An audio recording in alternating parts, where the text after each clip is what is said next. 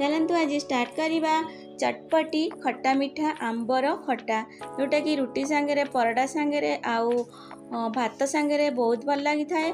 आउ डालमा सहित आंब खट्टा अरुआ भात बहुत टेस्ट लगी थाए।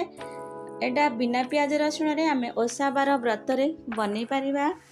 जदि मोर रेसिपीटी भल लगे ताले लाइक शेयर कमेंट करेंगे एवं नुआ थिले मोर चैनल टी को सब्सक्राइब करनेबे। नमस्कार, लताज किचन को आपण मानकु पुणी थरे स्वागत करुची। आंबटी की भल भाव प्रथम धोई नवा, चोपा लगी ताकू आमे छोट छोट करी काटी दबा। एई साइज करिके आमे काटी दबा। आपण मानक चॉइस रे जेमती भी साइज करि परिबे।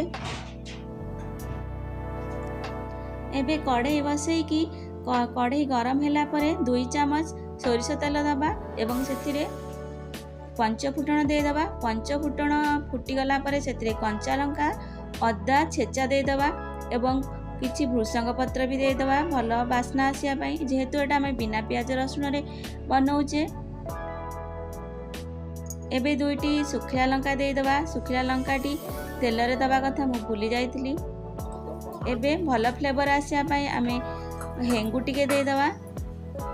एबे रखिथिबा आंब गुडी को पकेगी सेथिरे भल भाबरे घांटी नवा। एबे सेथिरे हळदी गुंड, काश्मीरी लंका गुंड जोटा कि कलर भल आसीबो खटार, आउ स्वाद अनुसार लूण दे दबा। लूण देकी ताकू भल से एपट सेपट करी घांटीबा। 2 मिनिट पर्यंत घांटीबा एवं ताकू किसी समय पई घोड़े दबा। आउ तापरे पानी टिके देकी ताकू फेर थरे घोड़े दबा जोटा कि आंबटी सिझी जीवो। एबे देखंतु मोर आंबटी सिझी आसिलानी। एबे आमे सेथिरे नड़िया कोरा दे दबा। नड़िया कोराटी सिझिया पई किछ समय पई फेर घोड़े दबा एवं तापरे देखंतु मोर सिझी जाईची। एबे सेथिरे गुड़ दे दबा। आपण चाहिले चीनी भी दे पारिबे, किंतु गुड़ देले बहुत सुंदर कलर आसीबो आंब खटार। एबे देखंतु मोर आंब खटा रेडी हो जाईची। सेथिरे आमे धनिया पत्र आउ भजा लंका आउ जीरा गुंड दे दबा सुंदर बास्ना आसिया पई। एबे देखंतु मोर आंब खटा रेडी हो जाईची।